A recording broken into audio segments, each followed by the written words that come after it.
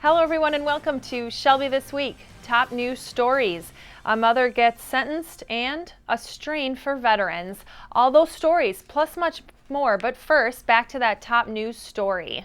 Adriana Rhodes of Shelby Township got a sentence of 3 years probation for a charge of felony child abuse, leaving a child in a vehicle resulting in death.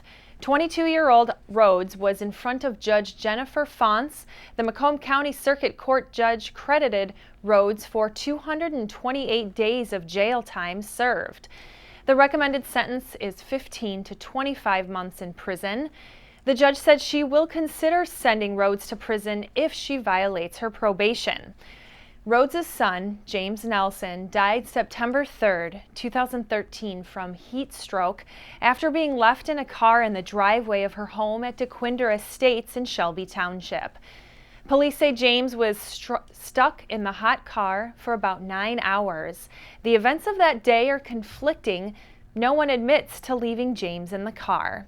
A second-degree murder charge was dismissed. Rhodes' probation includes mental health treatment, stay in school and keep a job, no drugs and alcohol, and 10 days community service. Veterans are honored, and at the same time, some struggle quietly with problems like post-traumatic stress disorder. Here's an in-depth report from Nick Buckler. As we talked about last week, veterans struggle every day with things most of us could never understand, and Elderheart is working to help them deal with their everyday struggles. Their project is Mission 22. Mission 22 started as this awareness campaign, and what happened was it took off. We lead with Mission 22 now. We have a DBA as Mission 22. It's what we really have become focusing on because, we do the projects, we do the national projects. We have chapters where other veterans have started or, an Elderheart chapter in their community. But Mission 22 became this huge grassroots movement where communities have really stepped up to, raise that awareness because, like I said, you can't change what people don't know. And what they don't know is that 22 veterans kill themselves every day in the United States. This is where the name Mission 22 comes from. Veteran suicide is known as the war at home, and by spreading awareness, we can help end this battle. We have a veteran named Nicholas Hatton that works with us, and he works with he's the guy that works with everybody in their communities. He was just out in Texas for an event. We have events all over the country all the time. They can do something as simple to, passing out stickers or flyers or, setting up. We have somebody walk in their local parade. To as big as, he was just in Texas for an event that got put on that, a couple hundred people came to. So it can be as big or as small, as much time or as little time as they've got to commit, which anything is huge because if you tell one person, you never know who that one person is going to spread that to. You can find out more information on how you can be a part of Mission 22 at mission22.com. For Shelby This Week, I'm Nick Buckler. Nick, that's good information. There's always help out there. And speaking of veterans, Shelby Township's Old Settlers Post 4659 VFW celebrated their 70th anniversary recently. The post, located on Van Dyke just north of 24 Mile Road, has been around for a long time, serving Shelby and our very important veterans. A group of veterans that are part of the Old Settlers Post were recognized at the most recent board meeting. We thank and honor all our veterans, past, present, and future. Coming up on Shelby This Week, Charlie Cadato is working on a big story. Charlie? Experts talk identity theft. Coming up, I'll tell you some top tips to keep your information safe this holiday. That story and will Shelby get a Menards? We'll tell you more after the break. Hello, I'm Thomas Cook, the music director of the Macomb Symphony Orchestra, inviting you to join us for our winter concert, Holidays at the Movies. It will take place at the Macomb Center for the Performing Arts at 3 o'clock on Sunday, December 13th. Tickets are on sale at the Macomb Center box office at 286-2222. Kevin Walsh, historian and movie maven, will join us in the presentation of movie clips from the past and from the present that have a Hollywood theme. The most prominent of which is Dmitri Tiomkin's music for It's a Wonderful Life. which we have yet to play. It's a wonderful suite of compositions that underpin that old movie. Kevin will present the film clips on screen, then the orchestra will play the music for that and several other movies, and we've done this in the past with great success. Audience loves it. Come join us on Sunday, the 13th of December at 3 o'clock at the Macomb Center for the Performing Arts, and you will enjoy the music and the movies that will be presented to get you into the festive mood for the season. Santa Claus will join us at the end of the performance. There will be candy for the children and a carol sing-along to conclude the concert. I'll see you then.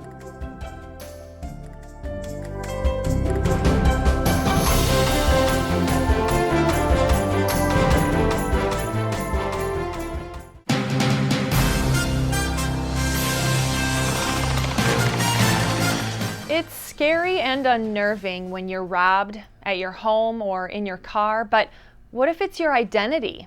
Charlie Cadato reports.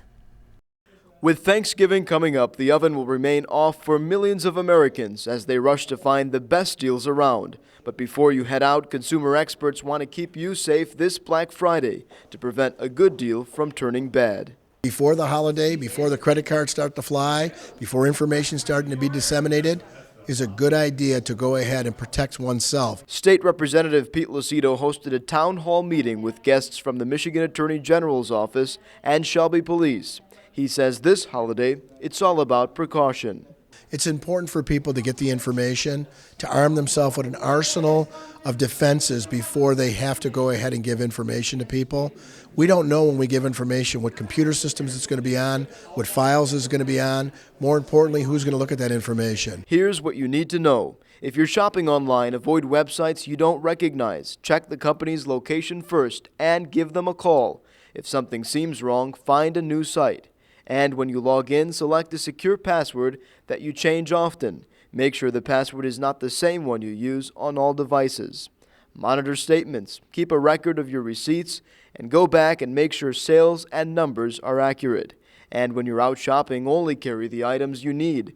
Avoid carrying your Social Security card and unnecessary credit cards. And finally, be firm. Question who's on the other line and double-check everything. You don't know the caller on the other end. You don't even know on your caller ID exactly who that person is. So find out more about what it is that they want from you. Get a callback number. Take your time and ask for a supervisor. But when you make the call back, don't be giving personal information like your driver's license, Social Security. Don't be giving information, your date of birth or any of that. Make sure if they want anything that they send you the information in the mail. You can always take the time then and evaluate it. Don't make a haste decision. Don't fall prey this holiday. This holiday, stay safe so good deals don't end up costing you more than you expect. There's going to be people out there that are very desperate to try and get our information, to make purchases, I hate to think that they're thinking about stealing our stuff to buy things to give to other people, but that is what's happening. Experts say more often than not, emails or calls that seem like a scam are. They want people to know anything that sounds too good to be true probably is. For Shelby This Week, I'm Charlie Cadato. Charlie, great tips to prevent identity theft. Shelby Township has 3 community projects on a tight timeline that need to be complete by 2016. The first project includes road improvements in the township's southwest quadrant costing $200,000. The second project, Auburn Road Landscape, costing $99,000. And the third is handicap accessible building improvements amounting to $35,000. Money was received from the government, and Planning Director Glenn Wynn says the county is responsible for giving out funds to 21 municipalities, including Shelby, for these projects. The request for building a Menards on the west side of Van Dyke along the south side of 25 Mile Road was disapproved at a public hearing this week. Commissioner Philip Turner stated his reservations about Menards being too big for the proposed space, not wanting residents to get stepped on. Secretary Raquel Moore agreed with Turner. She pointed out her concerns with the high school and junior high located within the vicinity, and how the proposed plan would affect the traffic flow for the area. Residents voiced their opposition to the development in front of the Planning Commission. Residents said Menards wouldn't be beneficial to the community and only bring 50 jobs to the area. Others say a Menards would be a detriment to the charm that the township is trying to establish. With a unanimous recommendation to deny the request from the Planning Commission, the final decision will be sent to the Board of Trustees to be made at an upcoming board meeting. This next story, reporter Andrew Shelsky tells us all how to get fit and healthy. With 23 years of experience in catering to all ages and fitness levels, IMS Fitness hopes to shape up Shelby Township. Yeah, we do workouts here, and I talk about nutrition, about working out, and all that. But it's much more than that. It's like IMS stands for. It stands for inspiration, motivation, spirituality. So I try to inspire people to change their lifestyle. I try to motivate people to start changing their lifestyle, and I try to spiritually affect them or guide them into loving themselves, because that's where everything starts. Actually, if you don't love yourself first, you will not really see that there's a light at the end of the tunnel. Shaping mind, body, and soul, IMS Fitness keeps residents motivated with a personal way of training. IMS Fitness is not a cookie cutter workouts. You know, that one fits for all. I mean, you know, I have clients who come here for weight loss. I have clients who are athletes. I train the fighters from New Way Martial Arts. Those are mixed martial artists and boxers, so I train those. So IMS will adapt to what kind of workout the client needs to. Not the client will adapt to what IMS offers. We've learned what IMS Fitness does, but what's their real goal? And I say my goal for IMS to be known as the place if you want to succeed in anything in life, whether it's weight loss, athleticism, changing your lifestyle, being healthy, being stronger, whether in your mind or body or spirit, IMS is the place to go to. That's my message, or that's my goal for IMS. For Shelby This Week, I'm Andrew Shelsky. All right, Andrew, it looks like a great spot to work on your fitness. A senior citizen passed away from injuries he got after he and his wife were assaulted. 89-year-old Frank Bojuki from Sterling Heights passed away a week after a man ran up to the couple, hit Bojuki on the head. He fell to the hard concrete ground. This all happened at the couple's home near 19 and Shaner inside their garage. His wife suffered minor injuries to her arm after the attacker stole her purse. A Warren man named Edwardian Davidson, age 46, was arrested and now is facing murder charges from the attack. Davidson is being held on a $2 million bond. Nathan Hines, a 21-year-old Richmond man, pleaded guilty last week to driving under the influence in his full-size SUV during an accident on July 26th that took the life of Charles Weber, a 44 of Shelby Township, while he was riding his motorcycle. Since the plea, Hines has been free on house arrest after posting a 10% of a $25,000 bond. Judge Mary Trzynowski can imprison Hines for a maximum of 15 years when she sentences him on December 22nd. Police said Hines was driving his 2001 GMC Yukon when he drove through a red light and struck Weber on his Harley. Evidence shows that Hines failed to brake. This incident is one of 7 fatal crashes involving motorcycles just this year in Macomb County. A Shelby Roofing Company is pleading guilty to healthcare fraud. Lutz Roofing allegedly schemed the Michigan Unemployment Insurance Agency out of $170,000. Between 2007 through 2012, Lutz falsely verified that employees had been laid off and let the company get insurance compensation, all while employers were still working. Banking hours added up to $104,000. Then, Lutz allegedly directed some employees to report injuries on the job so medical expenses would be paid by healthcare plans instead of workers' comp. That totaled about $70,000. The maximum penalties for these offenses, $1 million and 5 years probation. Sentencing is set for March of next year. A Utica High School student was diagnosed with an active form of tuberculosis, an infectious disease, this week. Students and staff members of both Utica High School and Stevenson High School, where the student also spent time, may be tested for the disease as well. The student was feeling ill and went to see his physician, where tests were administered and the results came back positive. There's no imminent health threat to anyone in the schools, but the district is working with the health department to identify those who may have been exposed. A skin testing clinic will be held the first week of December to evaluate whether anyone else has been infected. Tuberculosis is caused by bacteria that attack the lungs, spread through the air through coughing or sneezing. If not treated properly, it can be fatal. Tim McAvoy, spokesperson for Utica Community Schools, stated that the district has close ties with the health department and will continue to work with them over the next several weeks. As an extra precaution, new cleaning protocols are being introduced in the schools. The Wirtz Boys and Girls Club is a common name for inspiring young people. Arthur Schink reports from a local event showcasing our caring citizens. A recent event held at the Neiman Marcus Last Call store at Great Lakes Crossing Outlet Mall helped raise funds for the Boys and Girls Clubs of southeastern Michigan.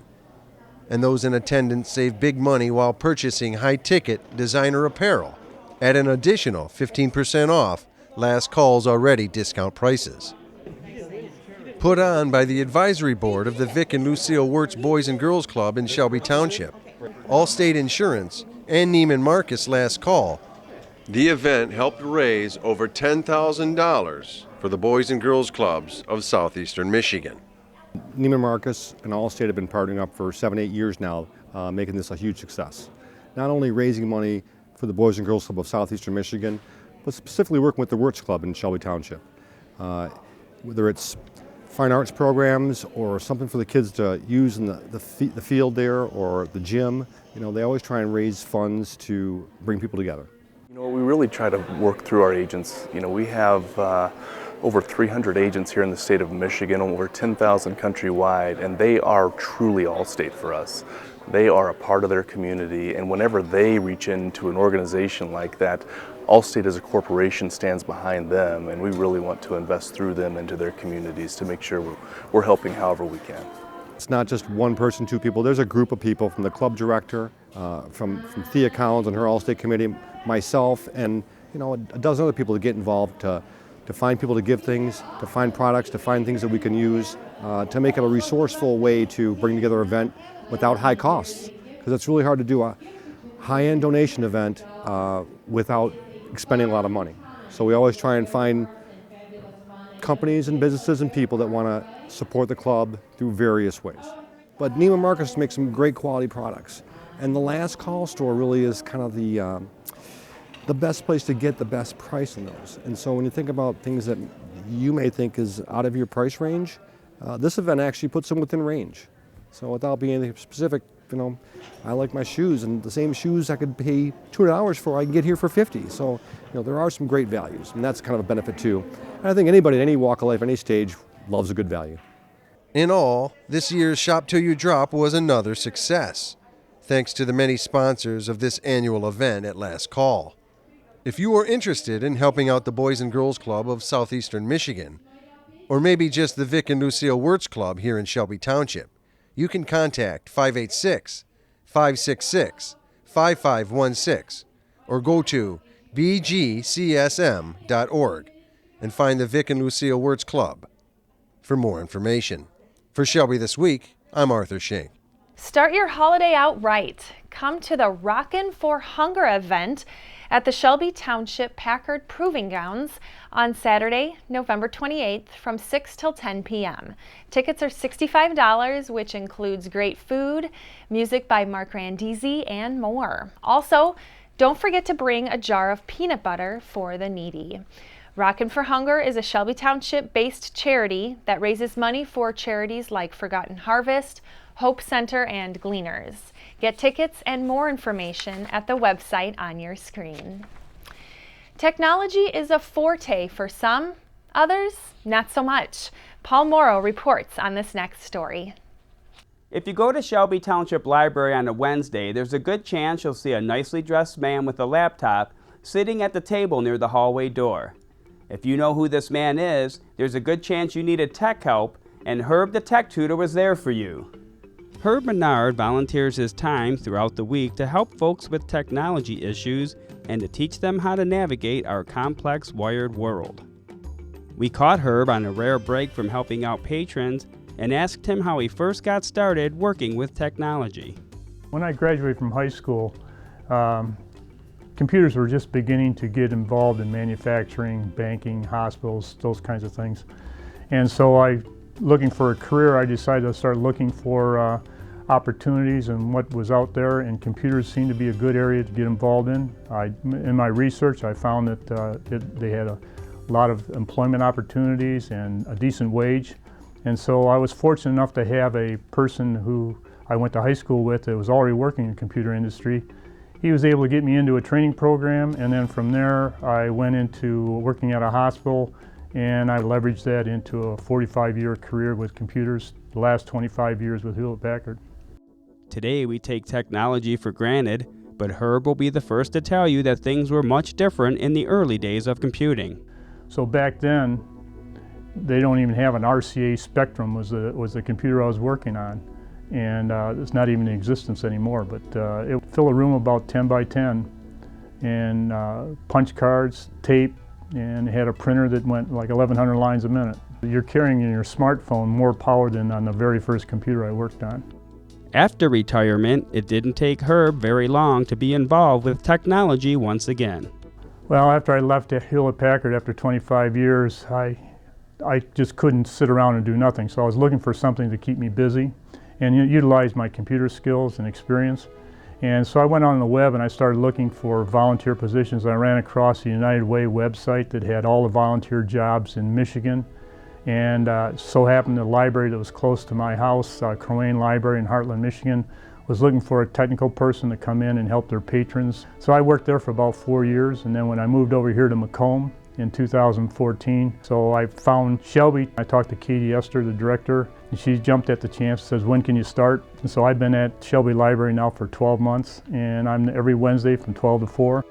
We asked Herb about some of the tech problems he has helped people with since he's been coming to the library. When I first started this thing, most of the people were coming in with laptop problems. You know, how do I go on the network? I've got this virus, how do I get rid of it? My PC's running slow. So those were what I was doing initially.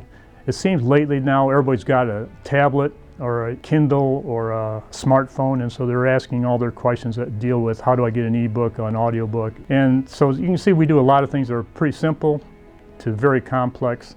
But what's kind of neat about it, I learn a lot of things. I'm learning as much as the people that are coming in because they're bringing me things that I may not know, so I have to learn it and then teach it to them when they come back the next day.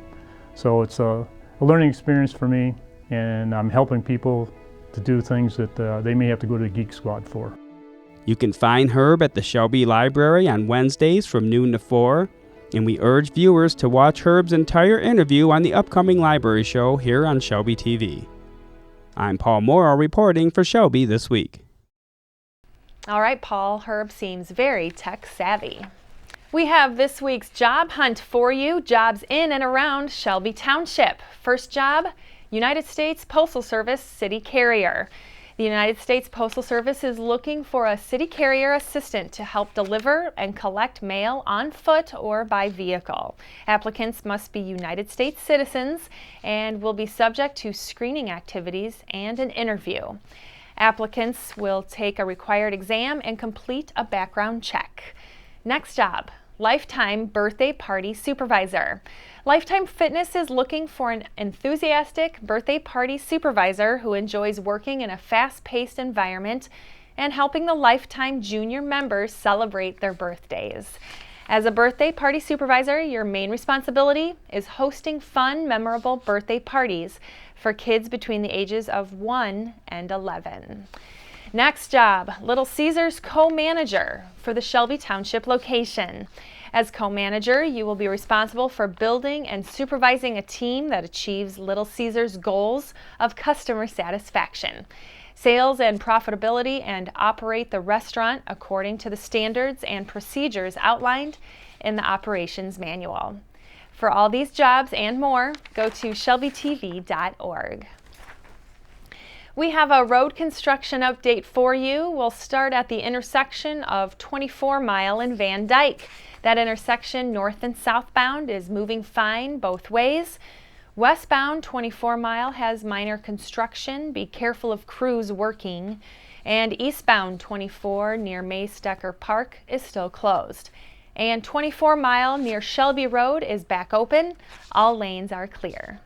That's your road construction update. If you see any construction, let us know. Email us at shelbytv@shelbytwp.org. Shelby senior citizens gathered for a Thanksgiving celebration with food, friends, and a few turkeys with stuffing. The early traditional Thanksgiving feast gathered friends at the senior center, surrounded with love and, of course, good aromas of turkey and dressing. Here's what our Shelby seniors say they're thankful for. I'm thankful for being a Christian and loving my family. First comes God, then comes my family. I'm thankful that I have my family yet and all my friends that I have right now. Thankful that I can be American here in this country. That's my favorite thankfulness. Well, first of all, I'm thankful for my family, all my friends, and the ability that I'm able to help out other people. I thank God for that. Thankful for everything, for family, friends, loved ones. This gathering always gets people in the spirit of being thankful for what they have. And that's Shelby This Week. You can watch us online all the time at shelbytv.org. And don't forget to like us on Facebook at facebook.com/ShelbyTWPTV. Thanks for watching.